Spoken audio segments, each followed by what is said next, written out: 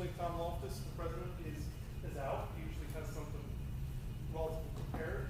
But what I can talk about is, and actually I've only got the proposed changes for our schedule. I know we had a long conversation at our last board meeting with a lot of assistance from the new superintendent and opinions. Anybody have any questions relative to that? I thought it actually looked like a good revised schedule. And then the only other thing, I think the public's gonna, if anyone watches on the day-to-day, we're gonna have a little bit of a change. We're going to, just for efficiency purposes, so if I muddle through a little bit, just bear with me, but we are going to be changing the way that we do our agenda. So with that, do we have any board member, committee, legislative Oxford? No. Then I'll turn it over to interim superintendent, Tom Bongiorgi. The question is for the proposed for the changes on the board schedule. Is that later on in the agenda? Or? Yeah, I believe it is. Right? I just want to make sure because we will be voting on this later. Section 6. Yeah, great. Thank you. Plus, so, because we'll need to get that on the district calendar, which is due to print this advantage when we get that done. So for I say this for our students, for community, you have to have goals. So, when I was a high school principal, I told the kids, what's your goal? Where do you see yourself in 1 year, 2 years, 3 years? Do you have goals? And when you have goals, you should write the goals down. You should have the goals, and a good plan is to have your goals visible. So you can kind of ask yourself, well, what have I done to achieve my goal today or in the last week? So something that we wanted to make sure we consolidated here was our district goals. So in some discussions with the board, we came up with 5 goals. This is a draft for our discussion, and then we can adopt some version of it at the August 18th meeting. So I prioritized the goals, and so number 1, your first goal is really you want to recruit and hire a full-time superintendent. That's the whole point of hiring an interim superintendent to assist in the process of hiring a full-time superintendent. So that's something we'll have to start discussing in September, really, because it is a long timeline for the recruitment and hiring of superintendents. So really, it is almost a full-year process. Secondly, we want to continue to focus on the district's facilities needs and create a comprehensive facilities plan. So we've had lots of conversations. I know you've done a great job here at the board level with building your facilities plan meeting. I'm not going to pull it here, but different districts call different things. Facilities meeting. Thank you. So that is something we need to formalize. Come up with a plan, a 5-year plan, because there's been a lot of discussions. There has been some very good projects done here at Goshen, but we really haven't formalized that list and prioritized the list so that we can be confident going to the public when we need money for a project, that it can get passed. We wanted the third goal, continue, because we already are, continue to review the district's pupil personnel services initiatives and programs in an ongoing effort to meet the needs of our students. So this is not unique to Goshen. Many students coming in have just increased needs and supports that they require to be successful. So we're going to continue to work on different programs. And as you know, this year, for example, we are already doing this. We're doing the Medicaid billing, and we'll be doing our presentation at the next board meeting on that EPS audit. Probably doing that with the second shop. The fourth one, we want to continue to be transparent and to communicate with our public. So continue to expand and improve upon internal and external stakeholder communication outreach efforts to maximize awareness and understanding of district-wide issues, operations, and duties. So I know the Parent Square is used very effectively, but again, you want to take what you do and do it better. Take what you did last year, make it better.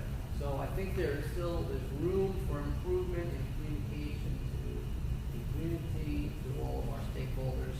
And then finally, really always a goal, develop a fiscally responsible 2026-2027 budget that supports a high quality and equitable education opportunity for all students, and obviously one that the taxpayers can support. So those are my 5 proposed goals for this coming school year. And we can take some time, we can kind of let it sink in, we can talk about it a little bit today, we can continue to talk about the next meeting. I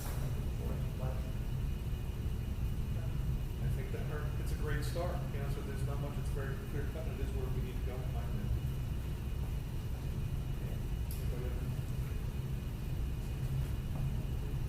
Great. So we can put that on the August 18th agenda for approval. So I want to give you some building updates. So we are continuing to, we have not hired yet for an athletic director. We did repost that. It's not a secret. I want the public to know. We reposted our athletic director position. We're in good shape right now still for August 18th, beginning of sports. So don't worry. We will make sure that everything is set for opening of fall sports. We've reviewed all the positions today. I have to say, probably, as of today, about 80% of our positions have been filled or will be filled tonight. So the buildings, all the buildings are in very good shape. With a few buildings with 1 or 2 more positions to be filled. That includes food service. We're doing some interviews this week. Right now, our buildings and grounds is fully staffed as of today. Lots of dates coming up. I know it's a couple of weeks, and I have another board meeting before this, but I think it's important for the public to be aware. Remember, August now, we are in 5th year again. So you kind of go down to 3rd year a little bit in July, but we're in August, we're ready to go. So Tuesday and Wednesday, August 26th and 27th is our new teacher orientation. Also happening on Wednesday the 27th, we have kindergarten orientation at 9:30 a.m.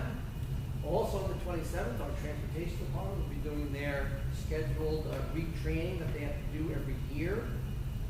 We also have on the 27th, grade 1 and 2 walkthrough from 11 a.m. to 1 p.m. and then again from 4 to 5 p.m.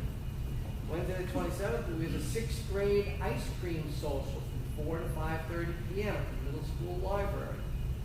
Thursday the 28th, we have grades 4 and 5 walkthrough, 10 to noon, and then 4 to 6. And again, Thursday the 28th is the freshman barbecue from 6 to 8 p.m. So that last week is packed full of a lot of great events. It's 3 weeks away, but that is going to come very, very fast. I do want the board to also know that, that's kind of the building updates. As far as the board, we talked about, we'll be approving the board schedule. We'll be having a presentation each board meeting, at least one presentation certainly, either an academic and or student-oriented board presentation. So at the 18th, Ms. Hendershot and I will be doing the PBS audit. At the September meeting, Principal Pantaleone will be doing a presentation on fine arts pathways and some of the new programs that they're doing at the high school. And then in October, Ms. and I will be doing a fiscal plan. So that we want to start right in October, and so the public and the board sees a fiscal plan. And we'll probably be doing an update as we go along.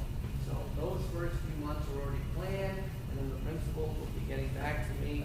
So each principal or department will take a different month to do a presentation to the board, and more importantly, to the public. I know he is very, very busy. I gotta give him kudos. James McGardle, him and his crew are amazing. They, the things that they're getting done, they seem like they have more than 24 hours in a day because they are getting it done.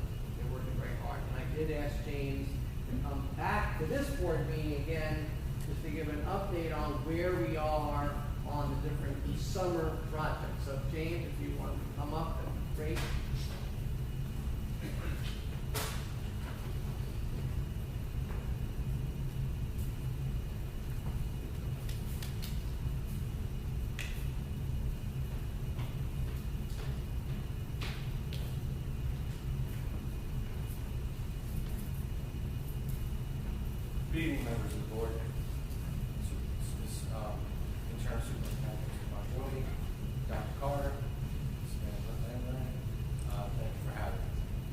this is, we'll call it just a hair past midsummer, and school districts, it's go time. So some of the things that we're working on right now, the bids were awarded in lightning speed for Main Street, and the asbestos abatement company has mobilized. They have their containment set up. All our backgrounds, pre-air sampling are complete, and they're starting the project on the 3rd floor today. So that's moving within the timeline we're hoping for. At GIS, the milling and the grading of the fire road was completed, and the first course of binder material, which is the heavy material that will take the weight of the fire truck, has been put down, and they're going to come back on Wednesday to pave the top coat.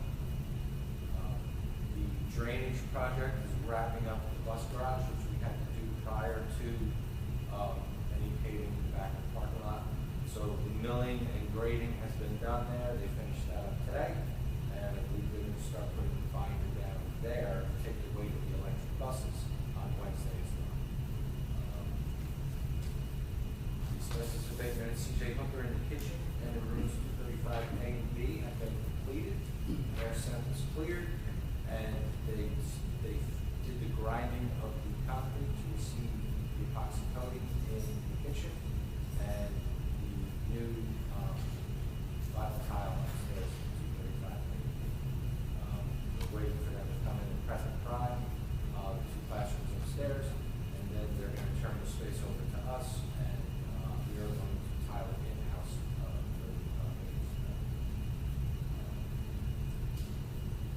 the kitchen is being prepped in the kitchen for the epoxy to take that, all the cracks and seal coating and restriping at the high school GIS has been completed. Came out well. We had an air conditioner in the conference room at CJ Hooker fail, so that was replaced last week, just in time of the orders. The air conditioning upstairs that services the server room for the upstairs part of CJ Hooker, that was replaced as well. That one failed, and those 2 air conditioners were done in-house by the maintenance department. We had Shenango come in and clean, fluff, groom, add crumb, re-level, and G-Max test both the stadium and the lower field, so that's been completed. So we have to compete in the start of football practices. And then with catch and fence, PO's been written, which was a donation, and they're going to start, the materials have been ordered for the new bullpen on the side of the baseball field. And that's what this thing is now. Any questions? Just one question.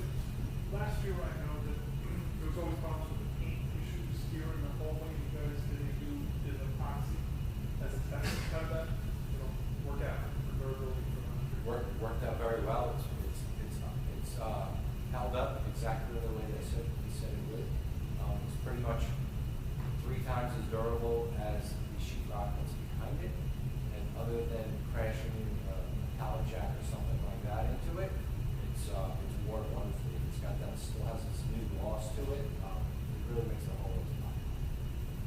Thank you. Thank you for all the work. Thank you for Joel's time. Thank you. So I thought it was important for the board and for the public to know where we are with our summer projects, and we're well on the way to completing those. Just wanted to inform the board and the public also, so we have a first reading tonight on the code of conduct. So just one change on the expungement rules.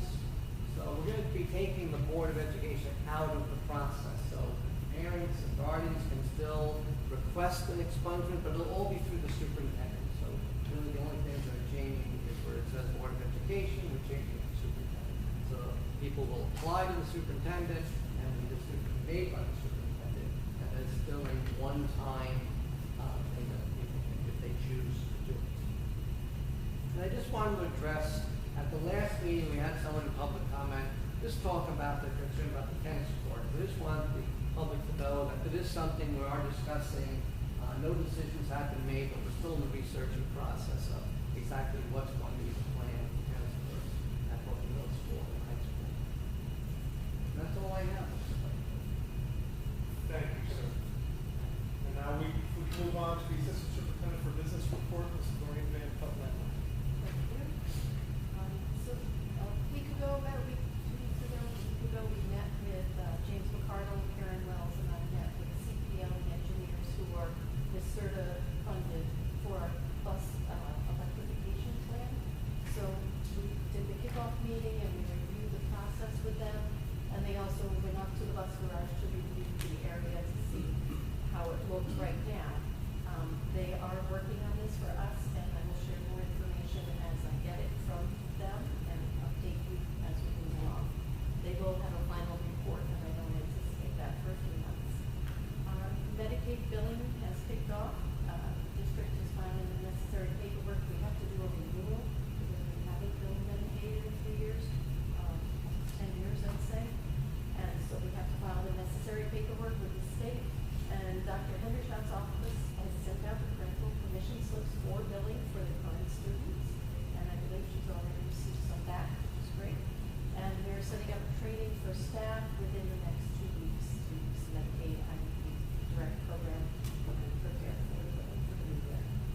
The external audit is in full swing. The auditors are here doing their field work this week. And I'm going to try to set up a presentation for Jennifer to do with the audit to the audit committee as well as the board on the projected October 14th board meeting. For the financial information, we have unaudited statements for June. They're still, as I said, doing their audit now, but our expenditures for the month of June were $14.7 million. Typically, if you'll recall, throughout the year, I said that they were around $9 million per month, but June is the last month of the year, and our 10-month employees have the option of the multiple paychecks at the end of the year, or they get their checks throughout the year. So that's why it grows, because quite a few of our employees take that multiple option pay, so that's why it went up quite a bit. Our district revenue we received, general aid, $709,000. Our excess cost aid came in $564,000, and BOCES aid $596,000, and our interest earnings were $112,000.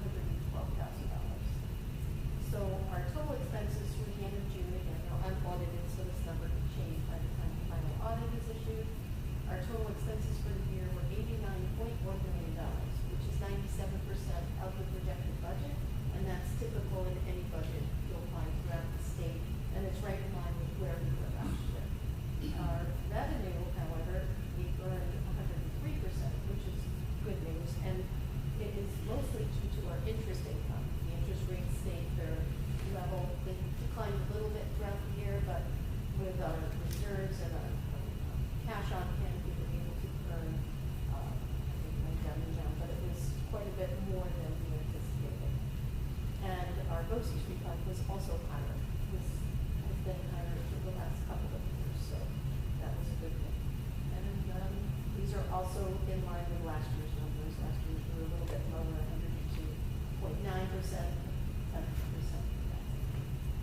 all I have. No, thank you. Well, of course, we don't have audio here today. Are you able to hear us okay? Should we be talking louder? Louder? A little louder. All right. We'll try to go a little louder. Sorry about that. That's why I figured I'd check. Thank you for that update. And if we can now go to the Assistant Superintendent for Curriculum, Instruction, Personnel, and Technology, Mr. Jason Carter. Thank you, Mr. Whedon. So I do have a couple of items for you this evening in addition to what you see on the agenda. Just a follow-up from our last meeting, if you recall, we did discuss the individual arts assessment pathway. That application has been submitted to the state, so we'll wait for that approval. In the meantime, on your consent agenda this evening, we do have a request for approval for 5 of our teachers to complete up to 5 hours of work necessary to prepare for the pathway. So we look forward to that. I will tell you, in anticipation of approval, they have started to put in some high quality work. Mr. Pantaleone and his team and I have had a chance to preview that, and we're quite excited about it. So I know that Mr. Pantalino will give a presentation as we move forward, but I think we're heading in a really good direction there.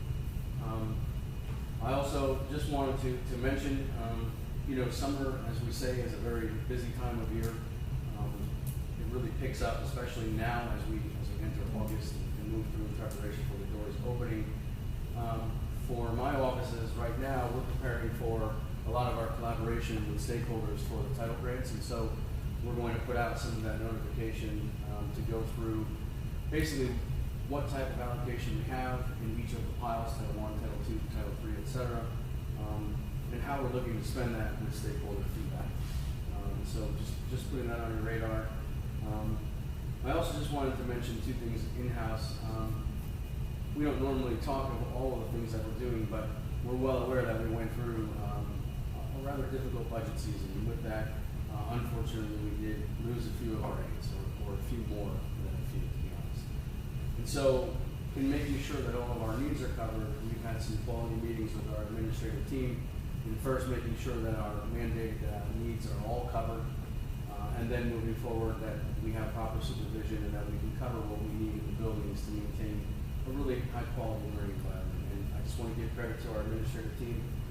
They're doing a nice job in collaborating with one another, and of course my office and the personnel assistant, Mr. Charlie, and trying to make that all happen. So just an update there for you. And also on the lines of personnel, just to give a little more credit to Andrea and Charlie and Ms. Implementer's office. We're working toward the implementation of the school front program so that we can kind of move away from the paper ERFs and the tracking of all of this and have it digitized.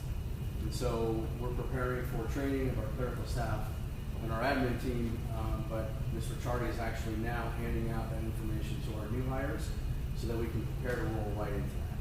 So I just wanted to make you aware of that because that's actually a very good thing for us.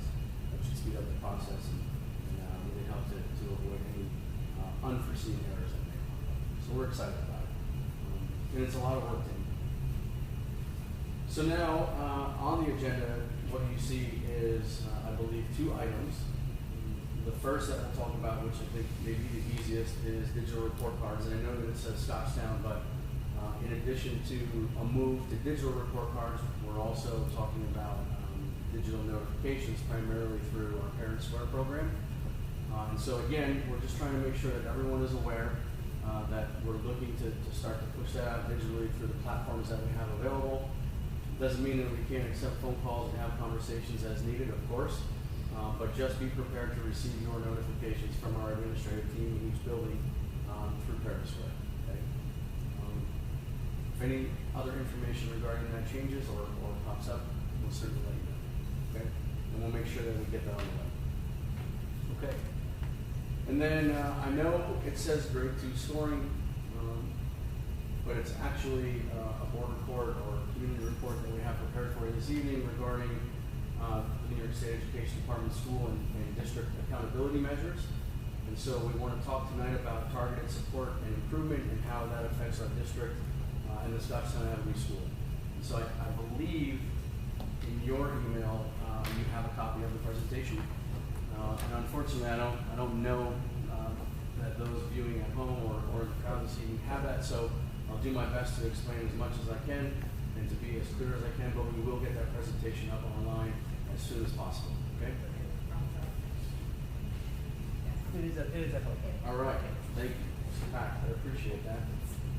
So the goal of the presentation this evening, as you can see, is to really give you a thorough explanation of what TSI actually is, what is targeted support and improvement, what is required of us, how can we work together to move forward and beyond TSI.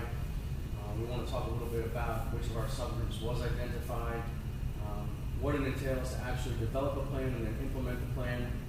We also want to talk about how this will help to benefit our students in our building because as you'll see in the presentation, we don't necessarily look at this as a punishment. We look at this as a great opportunity because with it comes a great deal of funding that we can utilize to really help us move forward with some strong supports.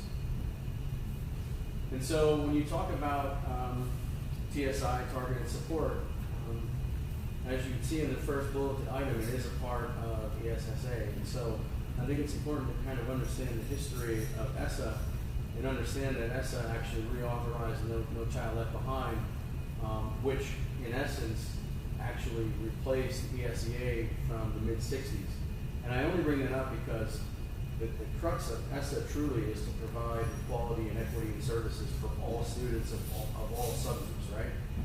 And that truly is, ESEA truly was the birth of Title I. And so as we start to talk about our SIG grants, the SIG grant is actually a function of Title I, and so that's where the money comes from. And so in essence, the goal here is to make sure that A, we adhere to the requirement of monitoring our student growth and progress and monitoring our accountability measures, but also we want to make sure that all of our students, regardless of a single subgroup, all of our students have equal access to high quality programming.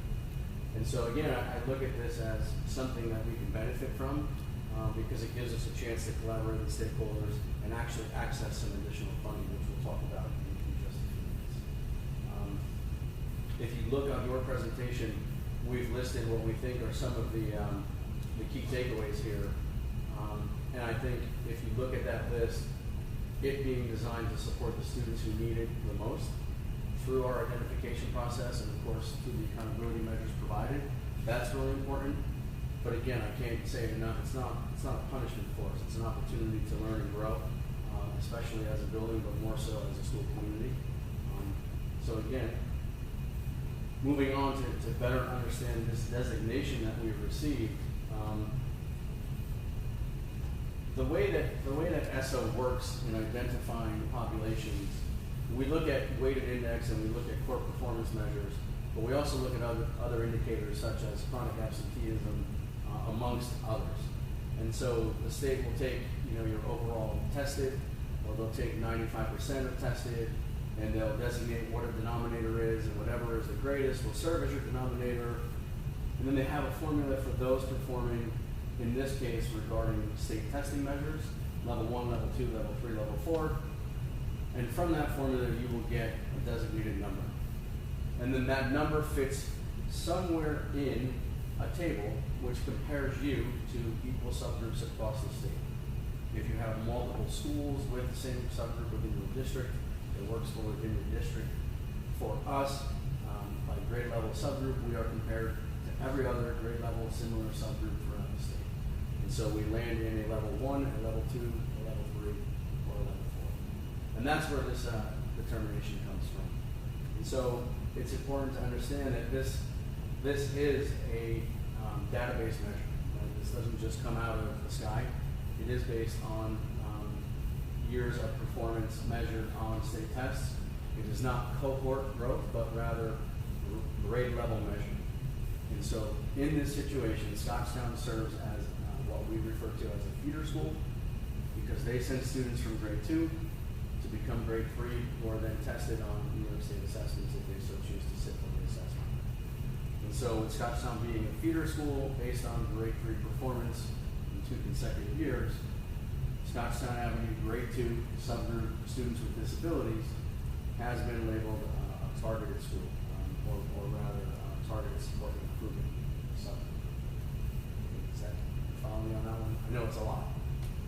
And there's probably a lot more to get into with the designations, but I think that's the gist of it. And so there are, let's say, 5 accountability levels to be aware of. The first being local support and improvement, moving on to targeted support and improvement.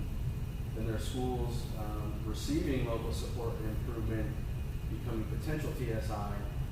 And there's additional targeted support and improvement and comprehensive support and improvement.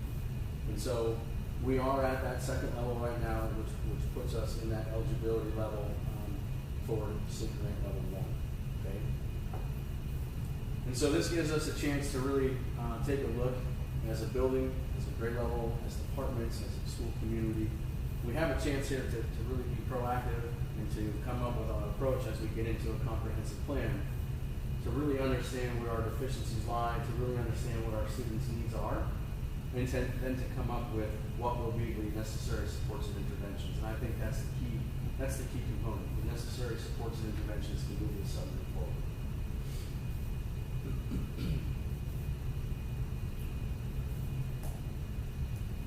Again, I did talk about that levels, I did talk about the levels 1 through 4 that are assigned.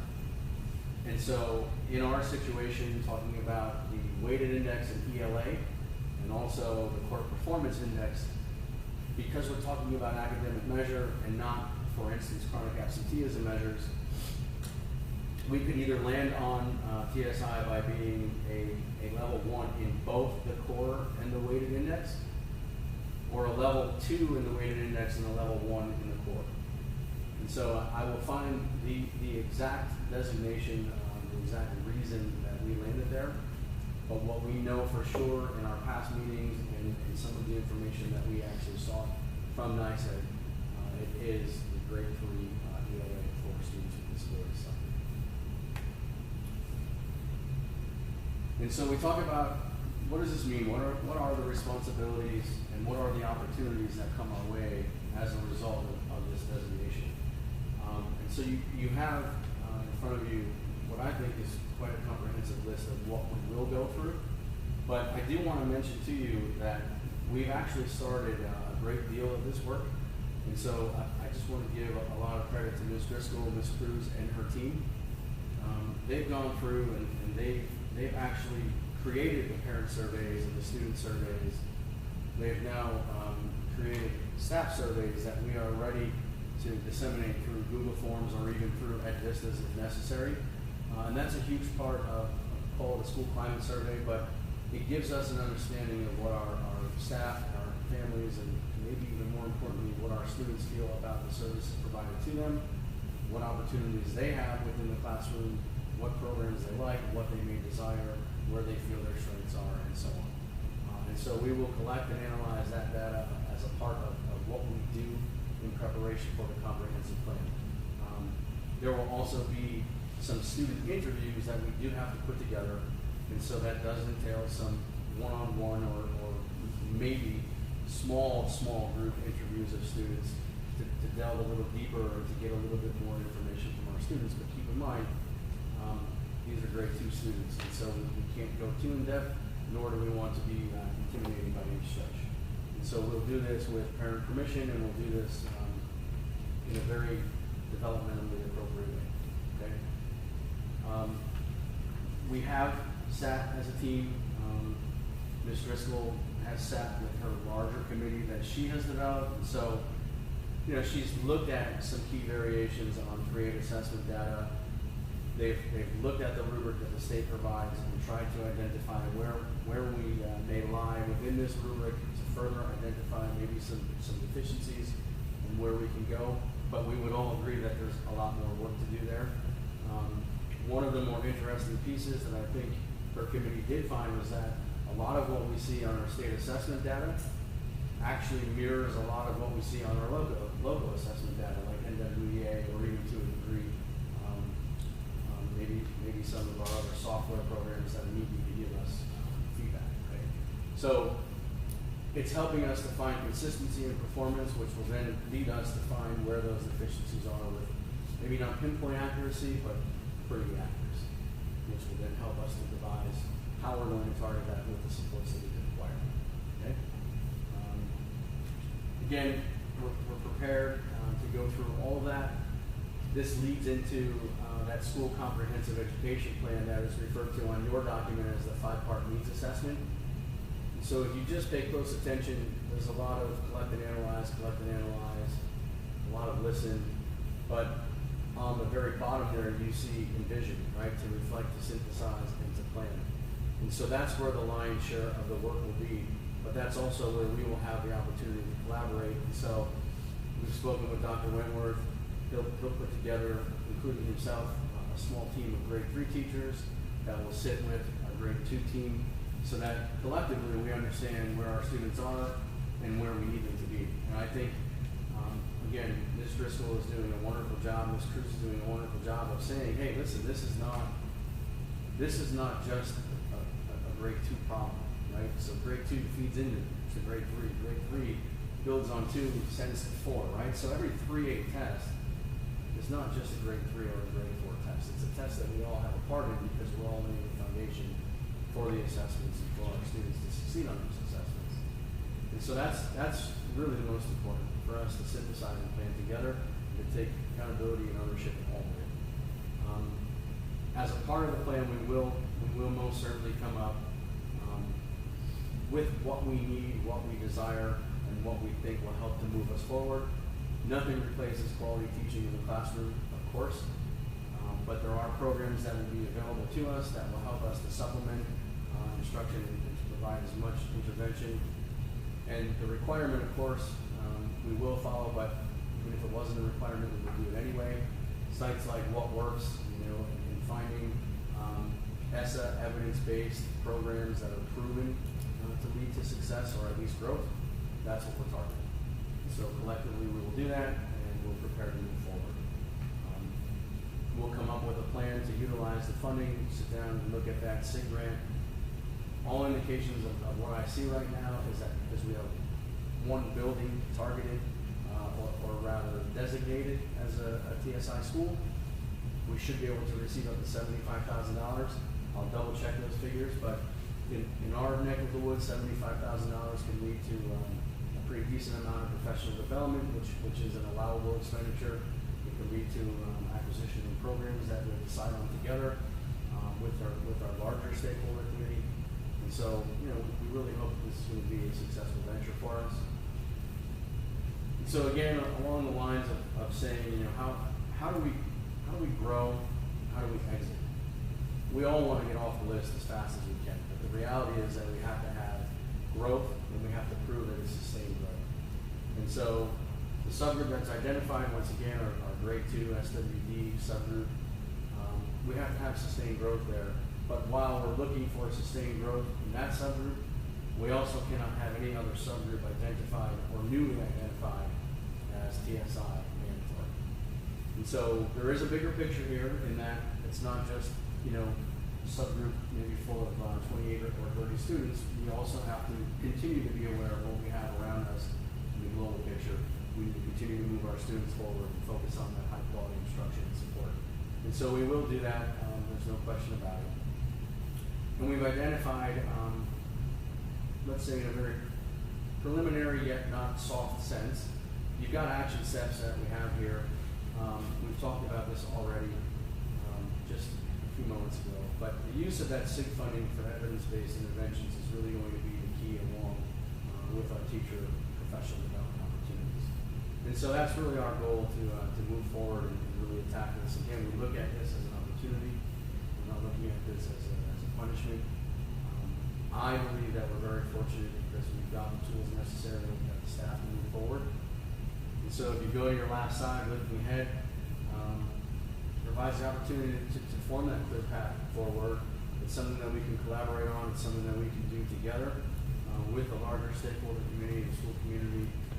I think we all know that we can absolutely move our students forward to get off of this list, to prove that there's sustained growth. And there is no doubt that all of our teaching staff, support staff, and administrative team members will meet the challenge, as will we in central office in monitoring. Our offices will serve most likely as the liaison. A lot of the lion's share of the work will happen in the buildings, but of course, we'll be highly involved in those decisions and be involved in all those meetings. We'll be able to support each other through it. And so I hope that gives you a comprehensive overview of what TSI is, how we got there, and what we plan to do. I do have other documentation that falls along the lines of what's required, but also the work that Ms. Driscoll and her team has already put in, so that you can review that and pass it around if you like, and just leave it here for you. But I think collectively we feel good about this. Okay. We look forward to getting off the list as possible. Most importantly, student growth. And that ends my report. All right, thank you for your report. Thank you. Can I just ask one question, Adam? Yes. Is the creation of the school comprehensive education plan, is that done with like another training agency, like Ulster Voices or the city, or is it done independently by the district, like they're only responsible for creating it? Yeah, so at this level, we have support systems that we can reach out to. I've sent more than one email out to a representative at the state level who really deals with this. Okay. But I don't say this lightly, and I don't mean for it to be misinterpreted, but I think that we're at the very important yet lighter side of the preparation plan piece, whereas if we were at the higher end, there's an awful lot that goes into this, a lot more documentation. Nonetheless, you know, even with our district-wide plan that is built from, you know, what we're going to do with the school plan, we still have to have meetings, we still have to establish benchmarks, we do have to have midpoint benchmarks and have end-of-year targets, but we have the tools necessary to do this. And in our discussions, our preliminary discussions about what we can potentially do with money, if we all agree on it, there are programs that really focus on some of our phonemic awareness and foundational skills like DIBBLES that we do not have, that we can implement alongside our expansion of integrity into grade 1. There are other programs that we can bring in if we so choose that will help us to have more targeted support and practice in certain areas that we identify through the deep dive of the data. And so I don't think that we need the guidance of state level organization to do that, but yet and still we do have a mandate to report, and we do have to establish goals that we hold ourselves accountable for reaching. You referenced 75,000, not looking into that number, something or around that much. Will we get updates on what is being planned and where that money is going to be going to support? Yeah, so along the way as we have our meetings, which will probably get quite heavy here as we get into that entry of the school year, we're going to have to send out all of those surveys, get that data, and these are all things that we can share with you almost immediately after we have a chance to really disaggregate the data and see what we have. And as far as programs, you know, anything as far as new programs, we're fortunate because this will not be the primary delivery of instruction in the content area, but rather support systems. And so although I don't believe that we need approval to implement programs in a supplemental sense or a support sense, I'd like you to be aware of where we stand with that so that you understand where we are. Because again, this is a collective effort, and we have to have awareness of it to move forward. Sure. All right, thank you. So we're going to move on to the consent agenda. Before we take motions, I'm going to turn this back over to Interim Superintendent Bonjovi to welcome some new additions. Absolutely. So it's always exciting when we're welcoming really new members of the Goshen family to join us. So I know we have a number of people here tonight who are being appointed. So this is the exciting part that we talked about before the meeting. So if you could please come up to the side and come up to the podium and just give the board and the public your name, your assignment, and what building you're at. That would be great.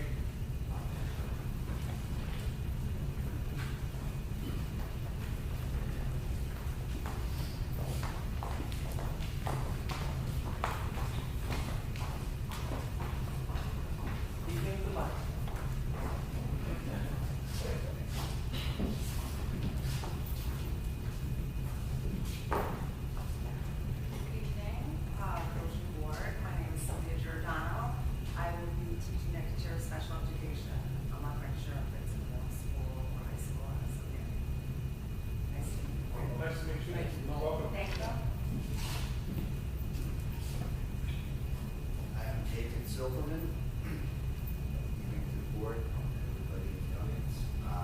I'll be teaching at C.J. Hooker Middle School, 7th grade special ed. Welcome. Thank you.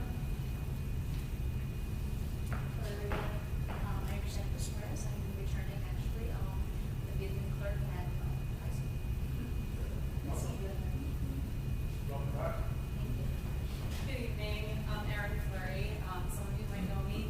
I've been working with the district for a couple of years. I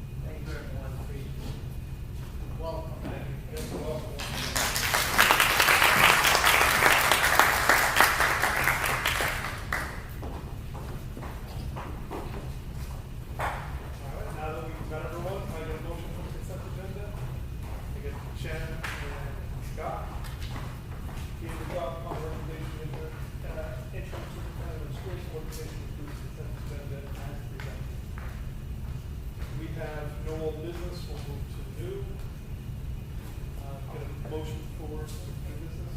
Roll call. All in favor? Oh, I'm sorry, all in favor. That's what I thought that. Any opposed?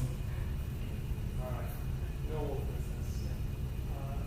Can I have a motion for number 11, new business? And we're going to do John and Ashley. Be it resolved upon the recommendation of the superintendent of schools, the Board of Education approves the new business items as presented. All in favor? Aye. Any opposed?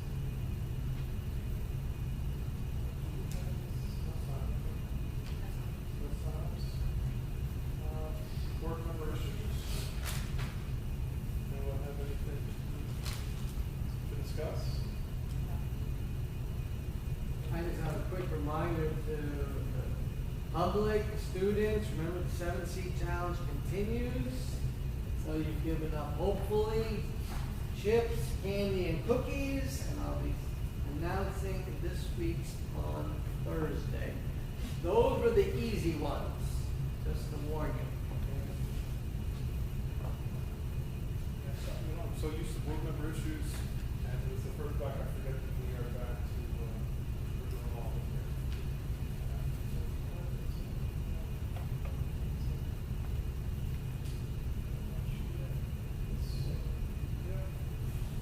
I get a motion for executive session.